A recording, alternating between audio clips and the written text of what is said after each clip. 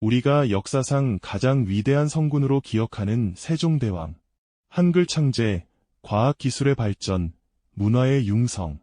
그의 시대는 마치 눈부신 태양처럼 찬란하게 빛났습니다. 하지만 그 강렬한 빛이 만들어낸 가장 짙은 그림자가 바로 자신의 아들들에게 드리워졌다는 사실을 알고 계십니까?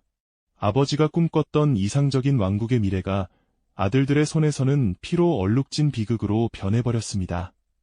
조선 역사상 가장 존경받는 왕의 가문에서 어떻게 형제들이 서로에게 칼을 겨누고 조카의 왕위를 빼앗는 참혹한 일이 벌어질 수 있었을까요? 이것은 단순히 오래된 역사 이야기가 아닙니다. 권력이라는 거대한 괴물 앞에서 한 가족이 어떻게 무너져 내리는지, 인간의 욕망이 가장 신성해야 할 관계마저 어떻게 파괴하는지를 보여주는 냉엄한 기록이죠. 오늘 우리는 성군 세종의 위대한 업적 뒤에 가려진 그의 아들들이 걸어야 했던 비극의 길을 따라가 보려 합니다. 이야기의 시작은 희망으로 가득 차 있었습니다. 세종대왕에게는 훗날 문종이 되는 늠름하고 총명한 맏아들이 있었죠. 어린 시절부터 학문을 사랑하고 성품이 온화했던 이 왕세자는 그야말로 세종이 꿈꾸던 완벽한 후계자의 모습이었습니다. 경복궁의 경연장, 수많은 학자가 지켜보는 가운데 어린 세자가 막힘없이 경전의 깊은 뜻을 논할 때마다 세종의 얼굴에는 만족스러운 미소가 번졌습니다. 아버지인 왕과 아들인 세자가 스승과 제자처럼 학문을 토론하는 모습은 그 자체로 태평성대의 상징과도 같았거든요. 세종은 자신이 이룩한 모든 것을 이 영민한 아들에게 물려주어 조선의 황금기를 영원히 이어가게 하고 싶었습니다. 그 꿈은 너무나도 선명하고 아름다웠죠. 한낮에 경연이 끝나고 서책들이 가지런히 정리된 지편전의 한 공간. 세종은 문종을 따로 불러들여 갓 개발된 혼천이의 원리에 대해 설명하곤 했습니다. 별들의 움직임과 시간의 흐름을 담아낸 정교한 기계를 앞에 두고 두 부자는 국가의 미래를 설계하는 동지이기도 했습니다. 세종의 깊은 지혜와 문종의 명민한 통찰력이 만나 새로운 정책들이 탄생했고, 이는 곧 백성들의 삶을 윤택하게 만드는 기반이 되었습니다. 이러한 이상적인 관계 속에서 문종은 무려 20년이 넘는 긴 시간 동안 세자로서 아버지를 보필하며 국정 경험을 쌓아갔습니다.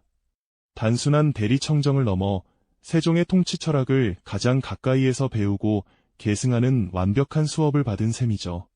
하지만 이 완벽해 보이는 그림에는 아주 희미하지만 치명적인 균열이 존재했습니다. 바로 문종의 건강 문제였습니다. 그는 어린 시절부터 몸이 약해 늘 잔병치레를 달고 살았습니다. 기록에 따르면 종기와 같은 피부질환으로 자주 고생했다고 전해지는데, 이는 그의 허약한 체질을 단적으로 보여주는 증거였죠. 밤늦은 시간, 모두가 잠든 경복궁의 동궁전. 문종은 꺼져가는 촛불 아래에서 홀로 책을 펼쳐 들고 있었습니다. 창백한 얼굴 위로 식은땀이 흘렀고 간간히 터져나오는 마른 기침 소리가 고요한 방의 정적을 깨뜨렸습니다.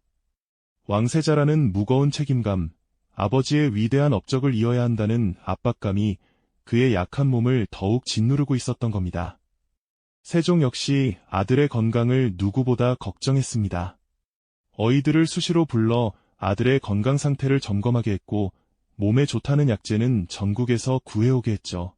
하지만 국정의 무게는 날이 갈수록 무거워졌고, 문종은 아픈 몸을 이끌고서라도 아버지의 짐을 덜어드리고자 했습니다. 어느 날 밤, 세종은 동궁전 앞을 지나다가 아직도 불이 환하게 켜져 있는 것을 보았습니다. 안으로 들어가지 못하고 문밖에서 아들이 책 읽는 소리를 들으며 왕의 얼굴에는 복잡한 감정이 스쳐 지나갔습니다. 대업을 이을 아들에 대한 자랑스러움과 그 대업의 무게에 짓눌려 쓰러져갈지도 모른다는 아버지로서의 깊은 불안감이었습니다. 희망과 그림자는 그렇게 처음부터 함께하고 있었던 거죠. 결국 세종의 우려는 현실이 되고 말았습니다.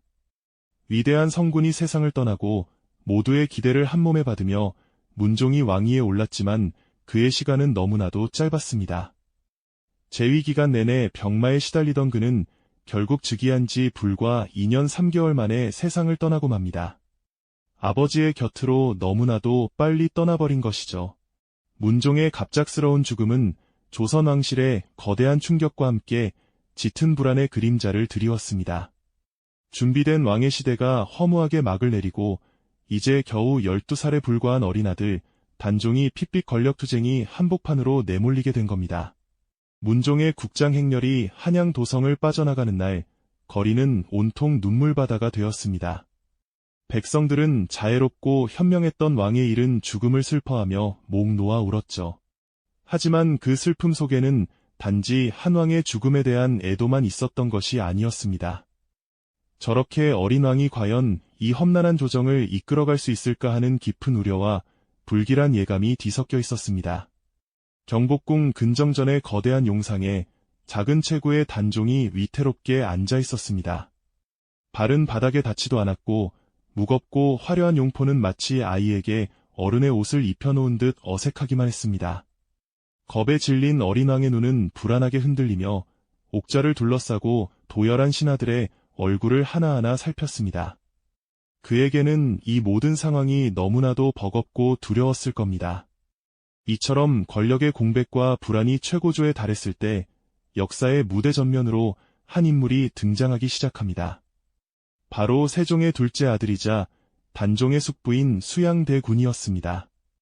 그는 병약했던 형 문종과는 모든 면에서 정반대의 인물이었습니다. 어릴 때부터 학문보다는 무예에 뛰어났고 사냥을 즐기며 호방한 기질을 뽐냈습니다. 그의 몸은 단단한 근육으로 다져져 있었고 눈빛은 언제나 야심과 자신감으로 불타고 있었죠. 형인 문종이 부드러운 달빛 같은 군주였다면 수양대군은 모든 것을 태워버릴 듯한 이글거리는 불꽃과도 같은 존재감을 뿜어냈습니다. 어린 조카 단종이 즉위한 이후 수양대군의 움직임은 더욱 노골적으로 변해갔습니다. 그는 문신들과 무신들을 가리지 않고 자신의 사람으로 끌어들이며 세력을 키워나갔습니다. 어느 날 저녁 수양대군은 자신의 사저에서 건장한 무장들과 함께 술잔을 기울이고 있었습니다. 그의 주변에는 활쏘기와 말타기에 능한 인물들이 구름처럼 모여들었고 그들의 대화는 자연스럽게 나라의 정세와 군사에 대한 이야기로 흘러갔습니다. 수양대군은 탁자를 주먹으로 내리치며 지금처럼 나라가 위태로울 때에는 강력한 힘이 필요하다고 열변을 토했고 그의 눈은 번뜩이는 야망으로 가득 차 있었습니다. 그의 이런 모습은 세종의 다른 아들들, 특히 학문과 예술을 사랑했던 셋째 안평대군과는 너무나도 다른 것이었죠. 불안한 시대는 부드러운 학자보다는 강인한 영웅을 원하는 법이었고 수양은 스스로 그 영웅이 될 준비를 하고 있었던 겁니다. 어린 단종을 보필한다는 명분 아래 김종서, 황보인과 같은 원로 대신들이 국정을 이끌고 있었습니다. 그들은 문종의 유지를 받들어 왕실을 지키려 했지만 수양대군의 커져가는 야심을 막기에는 역부족이었습니다. 수양에게 이 원로 대신들은 자신의 길을 가로막는 가장 큰 걸림돌에 불과했습니다. 그는 더 이상 기다릴 수 없다고 판단했습니다. 결국 그는 조선 역사상 가장 잔혹한 정변 중 하나로 기록될 피해 계획을 세우기 시작합니다. 그날 밤 한양의 하늘에는 유난히 달빛이 없었고 어둠은 수양대군의 검은 야망을 숨겨주기에 충분했습니다. 1453년 10월 10일 칠흑 같은 어둠이 한양을 집어삼킨 밤이었습니다. 수양대군의 사저에는 햇불이 나처럼 환하게 타오르고 있었고 철갑으로 무장한 병사들의 움직임으로 분주했습니다.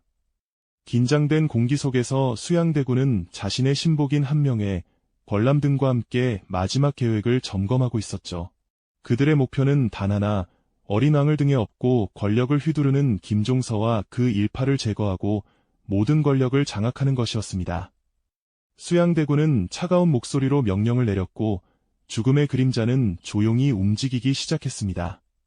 이것이 바로 피로 얼룩진 역사의 시작, 계유정난의 서막이었습니다. 첫 번째 목표는 단종의 가장 큰 버팀목이었던 좌의정 김종서였습니다. 수양대군은 거짓으로 김종서를 자신의 집으로 초대한 뒤 그가 도착하기를 기다렸다가 기습했습니다.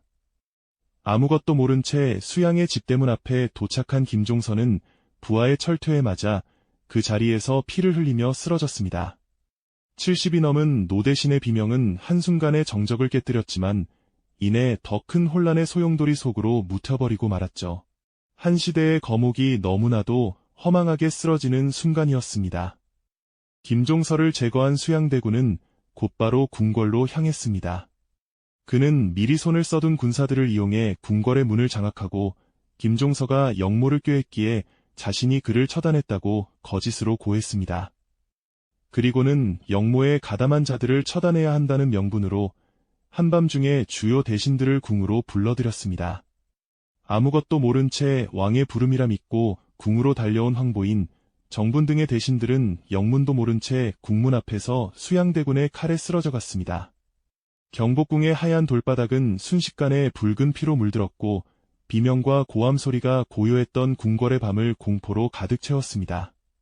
그날 밤 수많은 충신들이 한 자루의 칼 아래 목숨을 잃었습니다. 이 끔찍한 피바람은 여기서 그치지 않았습니다. 수양대군의 칼날은 이제 자신의 친형제에게로 향했습니다. 세종의 셋째 아들이자 당대의 명필로 이름 높았던 안평대군. 그는 학문과 예술을 사랑했고 정치에는 큰 뜻이 없었지만 김종서와 가깝다는 이유만으로 역모의 주동자로 몰리고 말았습니다. 수양은 안평대군이 김종서와 손을 잡고 왕위를 노렸다는 누명을 씌웠고 그는 결국 강화도로 유배된 뒤 사약을 받게 됩니다. 담담하게 죽음을 받아들이는 안평대군의 모습 위로 함께 학문을 논하고 웃음 짓던 어린 시절 형제들의 모습이 스쳐 지나갔을지도 모릅니다. 권력 앞에서 형제의 우애는 이토록 허망하게 부서져 버린 것입니다. 단 몇 시간 만에 모든 것이 변해버렸습니다. 햇불이 꺼지고 피비린내 나는 새벽이 밝아왔을 때 수양대군은 피 묻은 칼을 손에 쥔 채 텅 빈 조정에 서 있었습니다. 그의 얼굴에는 어떤 감정도 읽을 수 없었죠. 그저 목표를 이룬 자의 서늘하고 냉정한 표정만이 남아있을 뿐이었습니다. 이제 어린 왕 단종의 곁에는 그를 지켜줄 충신도 힘이 되어줄 숙부도 남아있지 않았습니다. 오직 야심에 찬 또 다른 숙부, 수양대군의 날카로운 칼날만이 번뜩이고 있었죠. 아버지가 그토록 아꼈던 아들들이 서로를 죽고 죽이는 비극이 현실이 된 순간이었습니다. 계유정난을 통해 모든 실권을 장악한 수양대군은 이제 거칠 것이 없었습니다. 그는 영의정에 올라 국정의 모든 것을 자신의 손아귀에 넣었고 어린 조카 단종은 이름뿐인 왕으로 전락하고 말았죠. 이제 남은 것은 단 하나, 용상에 앉아있는 저 어린 조카를 끌어내리고 자신이 그 자리에 오르는 것이었습니다. 수양대군의 압박은 날이 갈수록 거세졌습니다. 그는 자신의 공신들을 조정의 요직에 앉히고 단종의 주변에는 자신의 사람들만을 배치하여 왕을 완벽하게 고립시켰습니다. 궁궐은 이제 어린 왕에게는 거대한 감옥과도 같았습니다. 결국 압박을 견디지 못한 단종은 왕위를 숙부에게 물려줄 수밖에 없었습니다. 1455년 단종은 상왕으로 물러나고 수양대군이 마침내 조선의 7대 임금 세조로 즉위하게 됩니다. 하지만 비극은 여기서 끝나지 않았습니다. 상왕으로 물러났다고는 하지만 단종의 존재 자체가 세조에게는 언제 터질지 모르는 시한폭탄과도 같았기 때문입니다. 단종을 다시 왕으로 복위시키려는 움직임이 언제든 일어날 수 있었고 이는 세조의 정통성에 치명적인 위협이 될 수 있었죠. 아니나 다를까 세조의 왕위 찬탈에 분노한 지편전 학자 출신의 신하들이 단종 복위 운동을 비밀리에 계획하기 시작했습니다. 성삼문, 박팽년, 하위지, 이계, 유응부, 유성원, 훗날 우리가 사육신이라 부르는 이들이 바로 그들이었습니다. 그들은 세종대왕의 은혜를 입고 자라난 학자들로서 세종의 적장손인 단종을 지키는 것이야말로 진정한 충이라고 굳게 믿었습니다.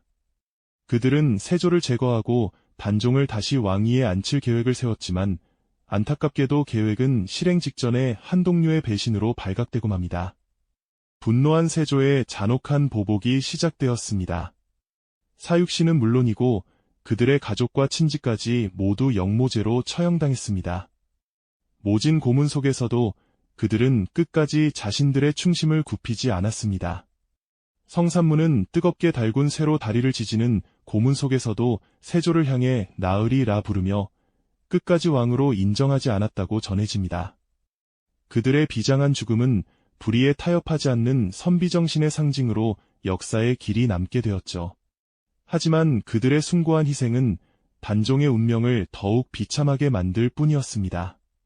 이 사건을 빌미로 단종은 상황의 자리에서도 폐위되어 노산군으로 강등되었고 머나먼 영월의 청령포라는 외딴 곳으로 유배를 떠나게 됩니다. 한때는 한나라의 지존이었던 소녀는 이제 외로운 유배객이 되어 쓸쓸히 궁궐을 떠나야 했습니다. 작은 배를 타고 강을 건너는 단종의 작은 뒷모습을 보며 수많은 궁인들이 눈물을 흘렸다고 합니다. 그뿐만이 아니었습니다. 단종 복위 운동의 불씨는 아직 꺼지지 않았습니다.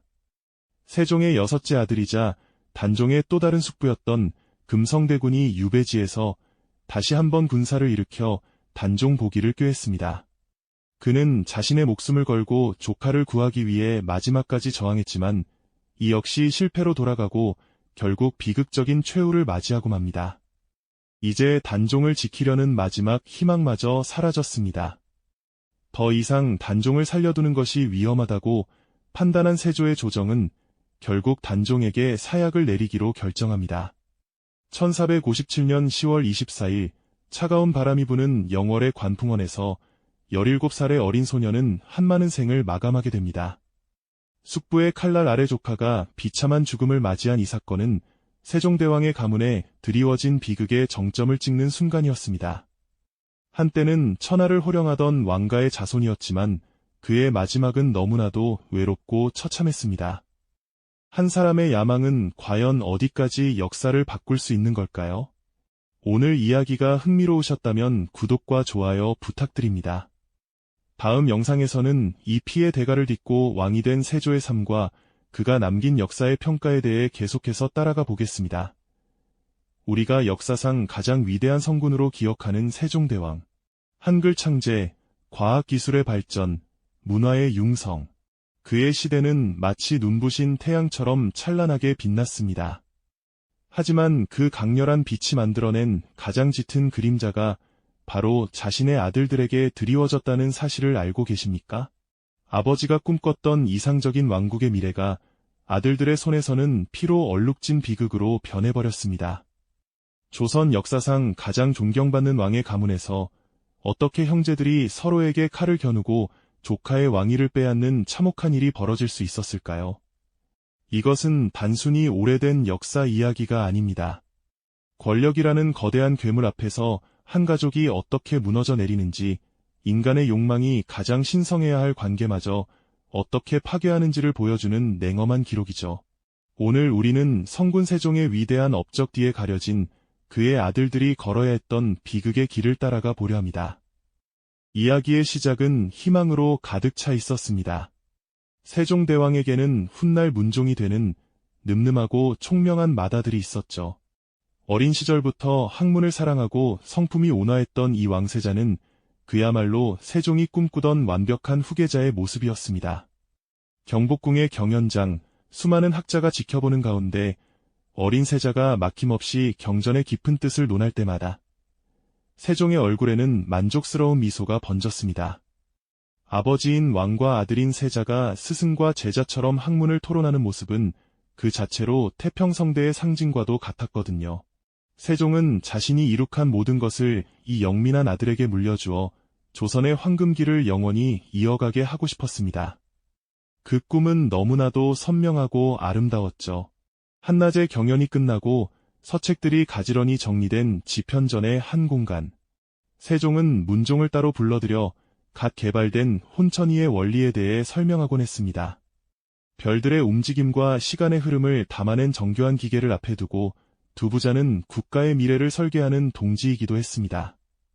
세종의 깊은 지혜와 문종의 명민한 통찰력이 만나 새로운 정책들이 탄생했고 이는 곧 백성들의 삶을 윤택하게 만드는 기반이 되었습니다. 이러한 이상적인 관계 속에서 문종은 무려 20년이 넘는 긴 시간 동안 세자로서 아버지를 보필하며 국정 경험을 쌓아갔습니다. 단순한 대리청정을 넘어 세종의 통치 철학을 가장 가까이에서 배우고 계승하는 완벽한 수업을 받은 셈이죠. 하지만 이 완벽해 보이는 그림에는 아주 희미하지만 치명적인 균열이 존재했습니다. 바로 문종의 건강 문제였습니다. 그는 어린 시절부터 몸이 약해 늘 잔병치레를 달고 살았습니다. 기록에 따르면 종기와 같은 피부질환으로 자주 고생했다고 전해지는데 이는 그의 허약한 체질을 단적으로 보여주는 증거였죠. 밤늦은 시간, 모두가 잠든 경복궁의 동궁전. 문종은 꺼져가는 촛불 아래에서 홀로 책을 펼쳐 들고 있었습니다. 창백한 얼굴 위로 식은땀이 흘렀고 간간히 터져나오는 마른 기침 소리가 고요한 방의 정적을 깨뜨렸습니다. 왕세자라는 무거운 책임감, 아버지의 위대한 업적을 이어야 한다는 압박감이 그의 약한 몸을 더욱 짓누르고 있었던 겁니다. 세종 역시 아들의 건강을 누구보다 걱정했습니다. 어이들을 수시로 불러 아들의 건강 상태를 점검하게 했고 몸에 좋다는 약재는 전국에서 구해오게 했죠. 하지만 국정의 무게는 날이 갈수록 무거워졌고 문종은 아픈 몸을 이끌고서라도 아버지의 짐을 덜어드리고자 했습니다. 어느 날 밤 세종은 동궁전 앞을 지나다가 아직도 불이 환하게 켜져 있는 것을 보았습니다. 안으로 들어가지 못하고 문밖에서 아들이 책 읽는 소리를 들으며 왕의 얼굴에는 복잡한 감정이 스쳐 지나갔습니다. 대업을 이을 아들에 대한 자랑스러움과 그 대업의 무게에 짓눌려 쓰러져갈지도 모른다는 아버지로서의 깊은 불안감이었습니다. 희망과 그림자는 그렇게 처음부터 함께하고 있었던 거죠. 결국 세종의 우려는 현실이 되고 말았습니다. 위대한 성군이 세상을 떠나고 모두의 기대를 한몸에 받으며 문종이 왕위에 올랐지만 그의 시간은 너무나도 짧았습니다. 재위 기간 내내 병마에 시달리던 그는 결국 즉위한 지 불과 2년 3개월 만에 세상을 떠나고 맙니다. 아버지의 곁으로 너무나도 빨리 떠나버린 것이죠.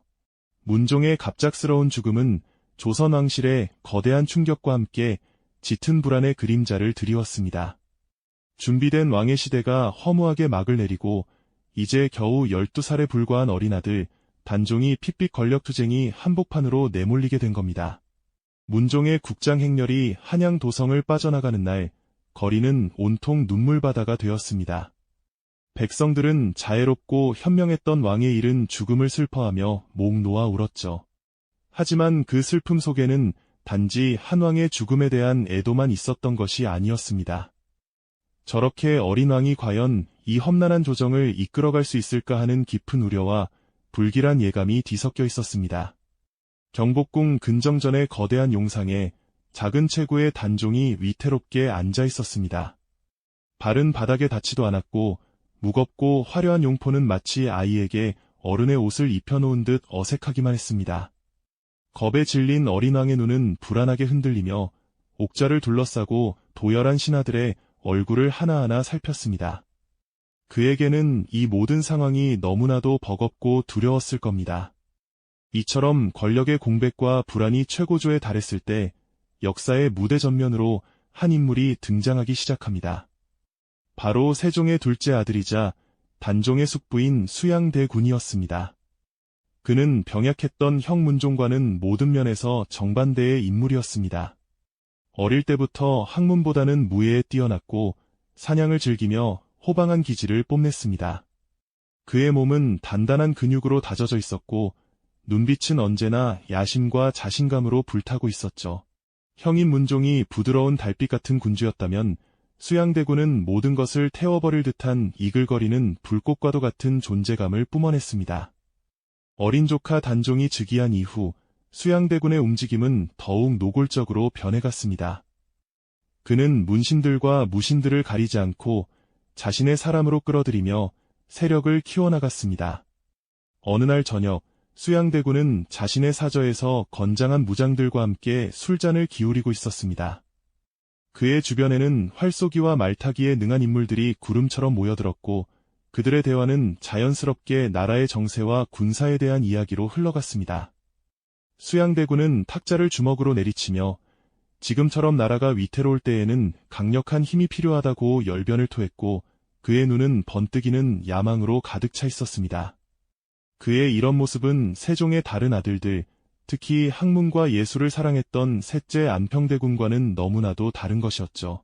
불안한 시대는 부드러운 학자보다는 강인한 영웅을 원하는 법이었고 수양은 스스로 그 영웅이 될 준비를 하고 있었던 겁니다. 어린 단종을 보필한다는 명분 아래 김종서, 황보인과 같은 원로 대신들이 국정을 이끌고 있었습니다. 그들은 문종의 유지를 받들어 왕실을 지키려 했지만 수양대군의 커져가는 야심을 막기에는 역부족이었습니다. 수양에게 이 원로 대신들은 자신의 길을 가로막는 가장 큰 걸림돌에 불과했습니다. 그는 더 이상 기다릴 수 없다고 판단했습니다. 결국 그는 조선 역사상 가장 잔혹한 정변 중 하나로 기록될 피해 계획을 세우기 시작합니다. 그날 밤 한양의 하늘에는 유난히 달빛이 없었고 어둠은 수양대군의 검은 야망을 숨겨주기에 충분했습니다. 1453년 10월 10일 칠흑 같은 어둠이 한양을 집어삼킨 밤이었습니다.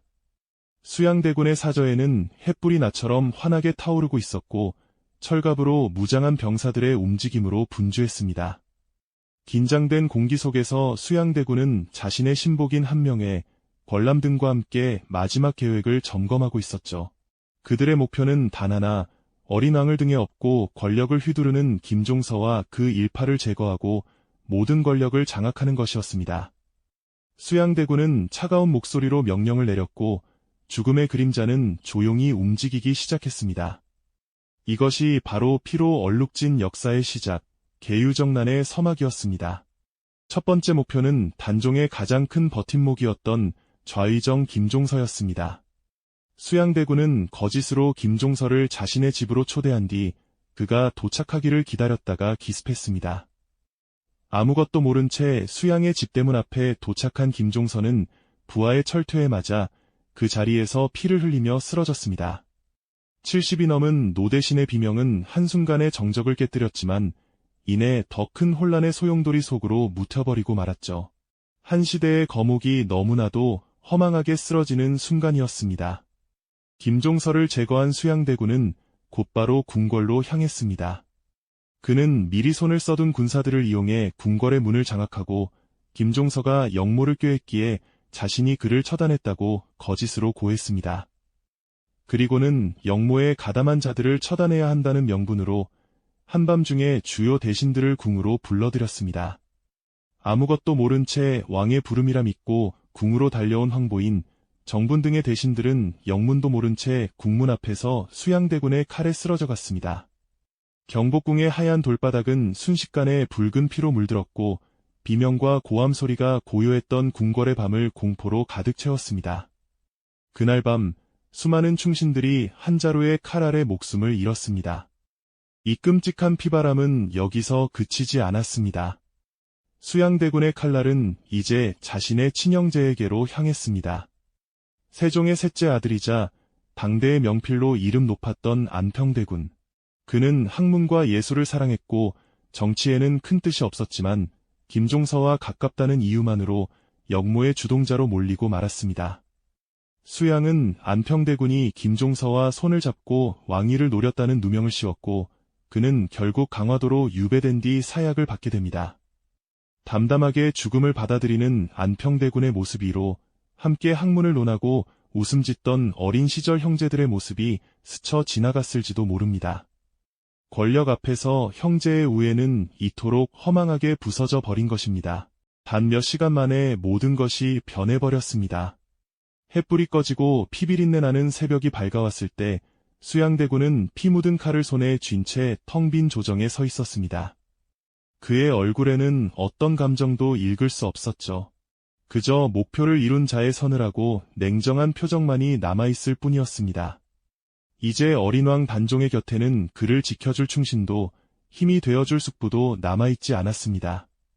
오직 야심에 찬 또 다른 숙부, 수양대군의 날카로운 칼날만이 번뜩이고 있었죠. 아버지가 그토록 아꼈던 아들들이 서로를 죽고 죽이는 비극이 현실이 된 순간이었습니다.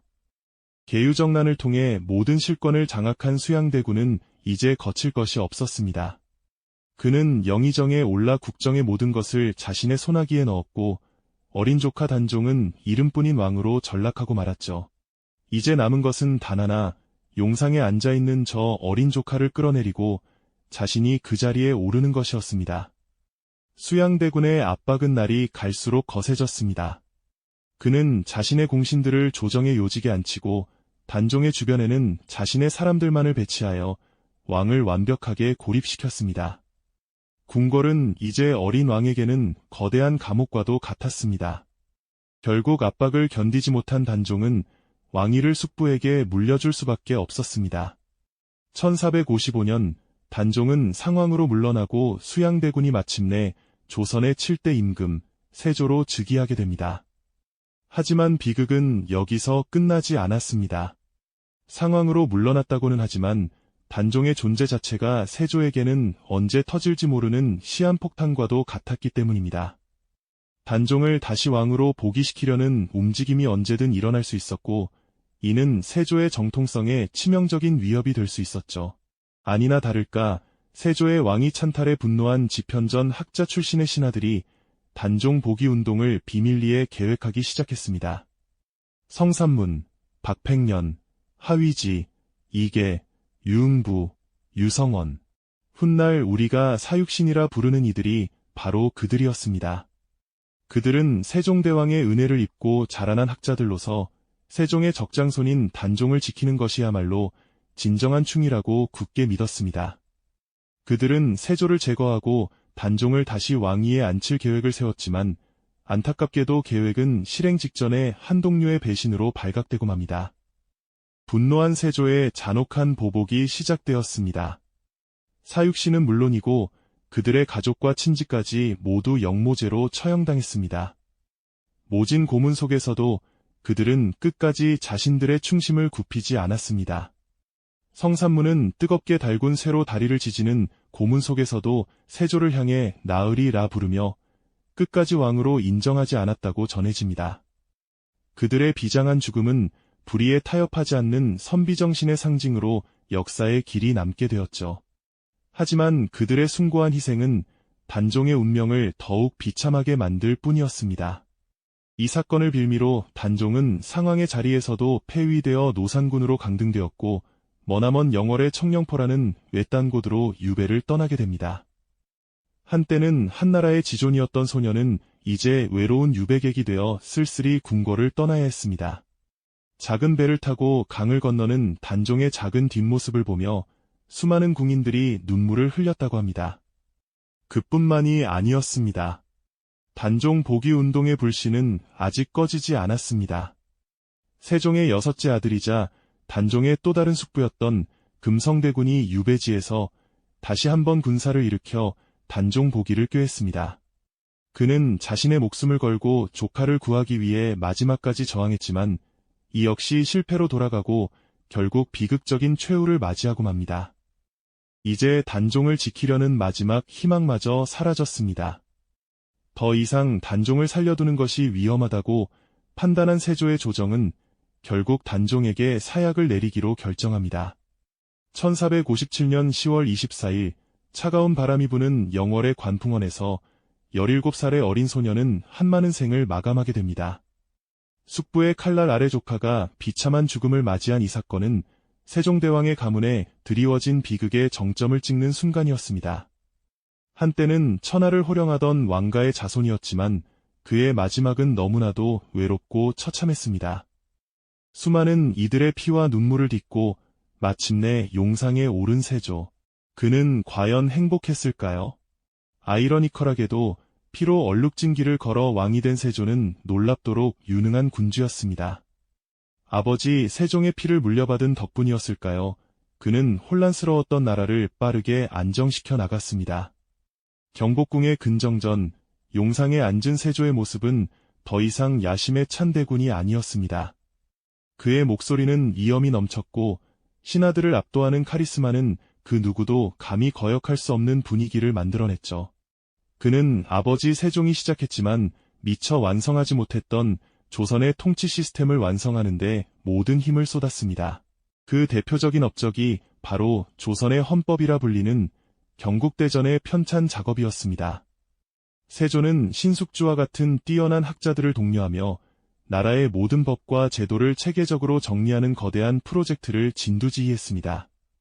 밤늦도록 꺼지지 않는 지편전의 불빛 아래 수많은 서책과 씨름하는 세조의 모습은 마치 젊은 시절의 세종대왕을 떠올리게 할 정도였습니다. 그는 단순히 법전을 만드는 것을 넘어 강력한 중앙집권 체제를 확립하고 왕권을 강화하여 국가의 기틀을 단단히 다지고자 했던 겁니다. 실제로 이 경국대전은 이후 조선 500년을 지탱하는 가장 중요한 법률적 기반이 되었습니다. 뿐만 아니라 국방에도 지대한 관심을 기울였습니다. 직접 군사들을 사열하며 훈련을 독려하고 북방의 여진족을 토벌하여 국경을 안정시키는 등 강력한 군주로서의 면모를 유감없이 보여주었죠. 한양의 훈련원, 깃발이 나붓기는 연병장에서 말을 타고 활을 쏘며 군사들을 지휘하는 세조의 모습은 병약했던 형문종과는 너무나도 대조적이었습니다. 그는 문치와 무치를 겸비한 강력한 리더십으로 개유정난 이후 어수선했던 민심을 수습하고 국가의 안정을 되찾아갔습니다. 백성들의 삶은 점차 나아졌고 나라는 다시금 번영의 길로 나아가는 듯 보였습니다. 하지만 그가 이룩한 화려한 대업의 이면에는 지울 수 없는 깊은 상처와 고뇌의 그림자가 짙게 드리워져 있었습니다. 아무리 유능한 군주라 할지라도 형제와 조카의 피를 묻히고 오른 왕자는 결코 편안할 수 없었기 때문이죠. 깊은 밤 모두가 잠든 고요한 대전에서 세조는 홀로 앉아 있었습니다. 화려한 용포를 입고 만인을 호령하는 위엄 있는 군주의 모습은 온데간데없고 그저 고독과 회한에 잠긴 한 사내의 모습만이 남아있었습니다. 그의 뇌리에는 아마도 피를 흘리며 쓰러져 가던 충신들의 모습, 사약을 앞에 두고 담담히 죽음을 맞이하던 동생 안평대군의 얼굴, 그리고 영월의 차가운 강바람 속으로 사라져간 어린 조카 단종의 슬픈 눈빛이 끊임없이 떠올랐을 겁니다. 기록에 따르면 세조는 평생을 심한 피부병으로 고통받았다고 전해집니다. 밤마다 온몸을 파고드는 가려움증은 그를 잠 못 들게 만들었고 어이들의 어떤 처방도 소용이 없었죠. 사람들은 수군거렸습니다. 그것은 억울하게 죽은 단종의 어머니 현덕왕후의 저주 때문이라고 말입니다. 어느 날 밤 세조는 꿈속에서 피눈물을 흘리는 현덕왕후의 모습을 보았다고 합니다. 그녀는 세조를 향해 내가 내 아들을 죽였으니 나도 내 아들을 데려가겠다고 소리쳤고 그날 이후 세조의 병은 더욱 깊어졌다고 하죠. 과학적으로 증명할 수는 없지만 이러한 이야기는 그가 짊어져야 했던 마음의 짐이 얼마나 무거웠는지를 상징적으로 보여줍니다. 그리고 그 저주 같은 말은 끔찍한 현실이 되어 그의 심장을 꿰뚫었습니다. 세조가 그토록 아끼고 사랑했던 맏아들 의경세자가 20살의 젊은 나이에 갑작스럽게 세상을 떠나고 만 것입니다. 왕위를 물려주기 위해 그 모든 피를 감수했던 세조에게 아들의 죽음은 그야말로 하늘이 무너지는 듯한 충격이었습니다. 차갑게 식어가는 아들의 손을 붙잡고 천하를 호령하던 절대군주는 그저 한 명의 비통한 아버지로서 목 놓아 울부짖을 뿐이었습니다. 자신이 조카에게서 빼앗은 그 자리를 자신의 아들에게 물려주려 했지만 운명은 그것을 허락하지 않았습니다. 권력을 위해 뿌렸던 피의 대가를 그는 가장 잔혹한 방식으로 돌려받고 있었던 겁니다. 결국 세조는 수많은 업적을 남겼음에도 불구하고 역사 속에서 왕이 찬탈자라는 꼬리표를 영원히 떼어낼 수 없게 되었습니다. 그가 이룬 국가의 안정과 번영이라는 빛은 가족을 파멸로 이끈 잔혹한 행위라는 어둠에 가려져 복합적인 평가를 받게 되었죠. 세종대왕이 꿈꿨던 이상적인 왕국의 모습은 이런 것이 아니었습니다. 아들들이 서로 화목하게 지내며 나라를 이끌고 손자가 그 대업을 이어가는 평화로운 미래를 그렸을 겁니다. 하지만 권력이라는 거대한 욕망의 소용돌이는 성군의 위대한 꿈마저 삼켜버리고 한 가족의 역사를 돌이킬 수 없는 비극으로 물들여 버렸습니다. 세종의 찬란한 시대가 남긴 가장 짙고 슬픈 그림자는 바로 그의 아들들이 걸어야 했던 피의 길이었습니다. 강력한 왕권으로 이룩한 국가의 안정과 그 과정에서 희생된 수많은 혈육의 눈물. 과연 역사는 이 두 가지의 무게를 어떻게 저울질해야 할까요? 오늘 이야기가 흥미로우셨다면 구독과 좋아요 부탁드립니다. 다음 영상에서는 조선의 또 다른 비극적인 왕, 연산군의 이야기로 역사의 이면을 깊이 들여다보겠습니다.